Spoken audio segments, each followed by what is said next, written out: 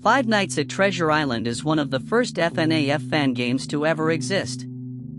Over the years, this game has been passed down and remade multiple times, currently with the Radiance team, who made the 2020 remake in Habla de Casa. The game has somewhat come to a recent popularity surge, but I myself remember seeing the old Markiplier videos like a year after they came out. I'd say that around that time, FNaTI was more popular. And in light of the remake trailer confirming that the remake of the 2020 version will be the last installment in the series, I wanted to look back and reflect on this series, the scares and the visuals, and everything in between. However, there is one aspect of this game that I never see anyone talk about, one that slowly reveals itself more than any other. In recent times, I feel like I've seen a lot more FNaTI content, making this a perfect time to talk about one of the most brushed off parts of this game.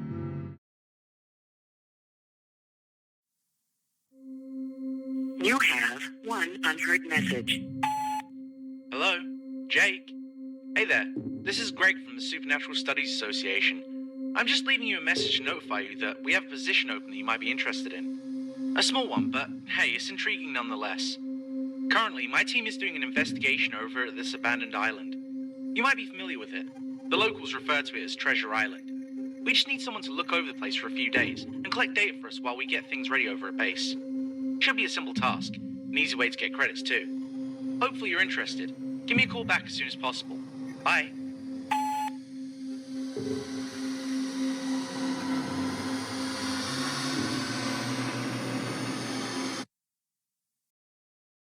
This game has lore.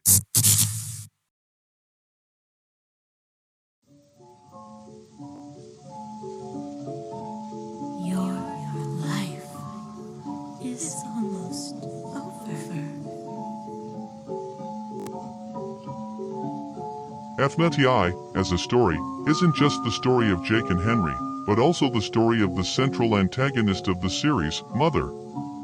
Mother is a powerful entity that takes the appearance of a black or white silhouette of Mickey, often with tendrils on parts of their body, and possibly the most defining feature is their creepy eyes.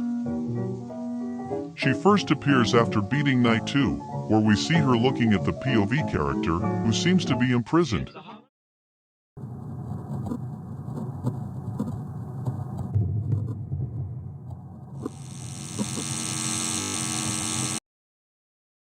She later appears to the same POV character, only this time she is way closer to their face, and finally at the end, we see her appear in the vault room after Jake entered it, locking the door behind her before saying, "It's here, my children." These are the only straightforward appearances of Mother throughout the 2020 version, so what can we take from this? 1. When we turn off the lights in the office with any of the toons inside, minus the face, their eyes become highlighted with Mother's eyes. This could imply that Mother has control over the toons. We know she did not make them, however, as they are results of the Corruptus effect from the original abandoned by Disney creepypasta, but then what is she? To answer that, let's take a step back to the cutscenes. Trust me, we'll get to the point. I do believe that we switch POV during the cutscenes with Mother in them. I believe that the Night 2 and Night 4 cutscenes were instead from Henry's POV. And that vault is the first time Mother and Jake first meet. Think about it, why would Jake be in prison? To keep himself safe, sure, but then why would he leave it if he already knew the dangers outside of it? I believe that after being caught in pirate caverns, Mother took Henry into the prison where she observed him, then would turn him into Undying. But wait, I can go even further. During the Night 6 phone call, Henry asks to meet with whoever received the signal, but if Henry was in prison, how did he even send the signal? And hasn't he already been turned into Undying? If he's not the one sending the signal, who is? What if it's the one we see right after we enter the vault? What if Mother was mimicking Henry's voice to lure Jake into the vault and turn him into one of her creations too?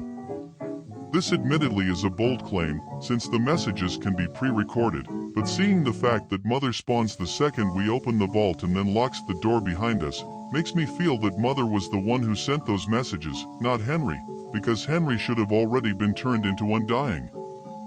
More credence to Mother having the ability to mimic can be found in Oblatus Casa, where in dialogues you can often hear the voice of Mickey Mouse, the character, overtop hers. Don't be afraid. It's me, Mickey. And why would Henry say that the vault contained what the SSA was looking for, when it was simply just an art studio?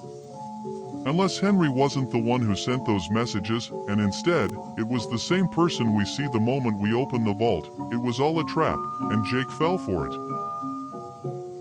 Also, in that same scene, we hear Mother say, "It's here, my children," referring to the Toons, but why? I don't believe that the Toons need to eat food, since they would have already been dead if they did, and of course, Henry would have been devoured completely. Instead, I think Mother was going to do the same thing she did to Henry, to Jake, and let her children watch. But why is Mother turning people into Toons? Could it be some strange obsession to convert people into her twisted family? I think that might be half the reason, because if she wanted to kill Jake and Henry, why didn't she just do that? Why did she let Henry live in the form of Undying and didn't kill Jake the moment she caught him in the vault?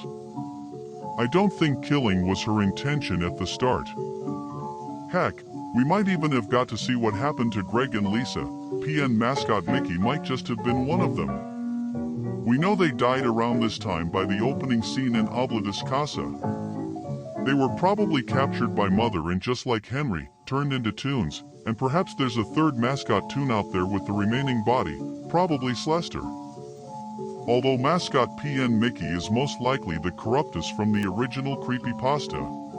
But none of these answers the question that I have been asking. Yes, they give us a look into Mother, but they don't answer who or what she is. Are the answers to those questions even solvable? Well, to find out, let's turn our attention to Oblatus Casa. In Oblatus Casa, we learn that Jake had survived his encounter with Mother in the vault, and had run out of the facility the 2020 version took place in, into a cabin where he temporarily found safety. Henry then starts to leave notes for him, informing him that Greg and Lisa have already died and how to fend off the monsters.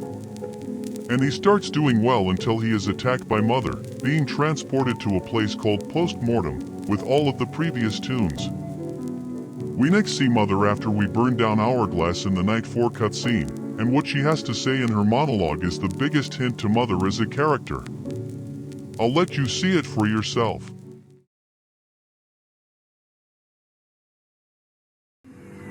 No. No. No, no, no, no! What did you do? They were children, my children. I took them under my care. I protected them. They did nothing to you people until you. They didn't know why you were doing anything to them. They didn't even understand what you wanted. They were scared. And you killed them. You people shouldn't have come here. I shouldn't have let you. I've seen what you people do before. Everything that you do here. Every time your team meddles in something they can't understand. Every time they push and prod and poke too deep. You don't even realize that the grass you step on, the air you breathe, it's all me. I've always been here. Every single time. Even if you didn't realize it. Even if you didn't recognize me. I have been here forever. And I will be here forever.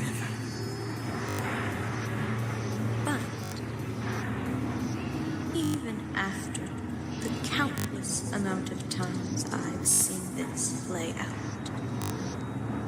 The eternities I've spent with you. I never thought you'd go this far. I was wrong to let you pollute this place. To walk all over me as long as I did. I was wrong not to deal with you a long time ago. It will all end here. I will make sure of it.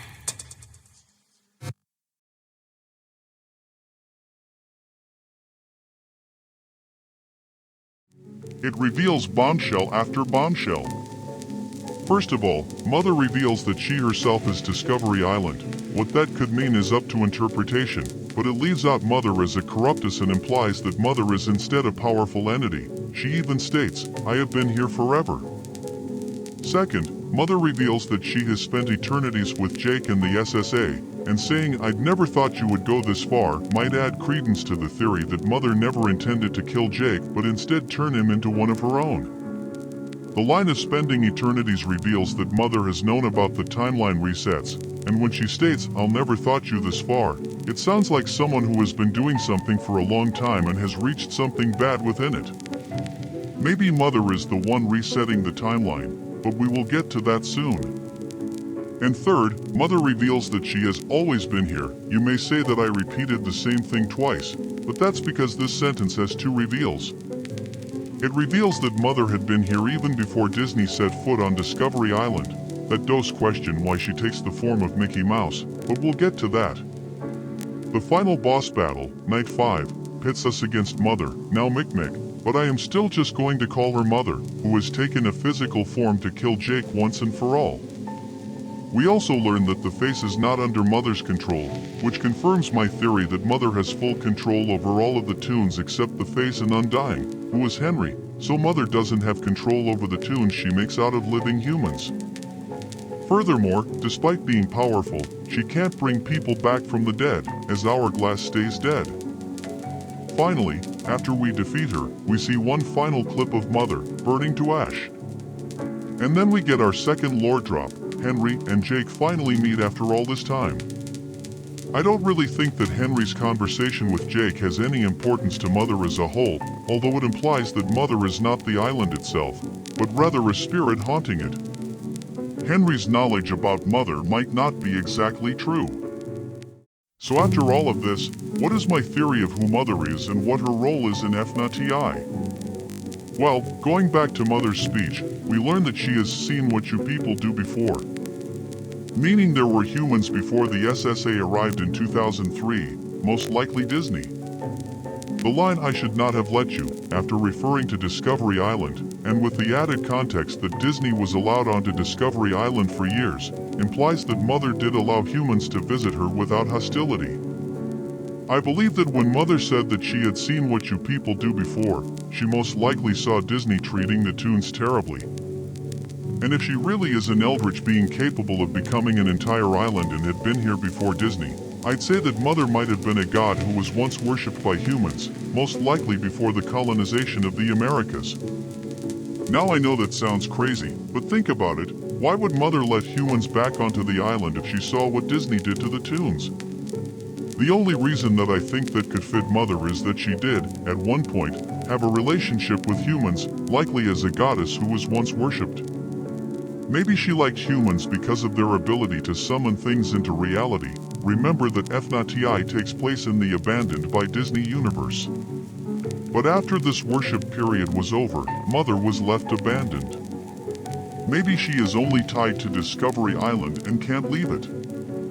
So once humans started to make a presence again in the form of Disney, she embraced it by taking the form of their main character, Mickey, maybe as a welcoming gesture. But sooner or later, she became horrified by the things she saw. It's been confirmed that the events of Abandoned by Disney have some sort of canon to the FNaTI timeline and lore, and in it, we learn that Disney learned about the human ability to will things into reality and tried to use it to create real-life versions of their animated characters. If that part is canon to the FNaTI timeline, then it's also important to note that corrupt uses aren't perfect. But knowing Disney, they probably didn't think that would make more money than they could, so it's likely that Disney took the toons to a hidden place where they were trained to be just like their animated counterparts. And this place was Discovery Island, and Mother, who saw the horrific treatment of the toons, probably decided to kick everyone off and keep the toons safe, acting as their mother, where she gave herself the name. Disney would then make up a cover story about Discovery Island being shut down. This could have also been the reason why she didn't outright kill Henry, as she likely still believed that she had a bond with humans, and instead of killing Henry on the spot, decided to preserve him as one of her own. That's why she turned Henry into Undying, and likely the other SSA members. And that was her plan for Jake, explaining why she did not kill him in the vault. But Jake resisted, somehow managed to survive all of her resets, for over an entire year, even burning Hourglass, pissing her off really bad. But in the end, she was finally killed, and Jake was the only survivor of Discovery Island. Although we never hear about Henry's whereabouts, maybe Henry is still there, and if my theory is correct, Greg and Lisa are still there too, with him. So, with that, let me establish my final timeline of events. Pre-colonization of the Americas. Mother comes into existence and is worshipped by the natives of Florida. She takes the form of an island in Bay Lake. Spanish colonization of Florida, 1513. The colonization of Florida left many of Mother's then worshippers to abandon her, leaving her like that for centuries. Disney opens Disneyland, 1955. From here, Mother starts to receive visitors in the form of Disney, who bought Discovery Island and started to renovate it. As a sort of welcoming gesture to the humans after being abandoned for 4 centuries, she takes the form of their beloved mascot, Mickey Mouse. Disney discovers Corruptus sometime after 1955.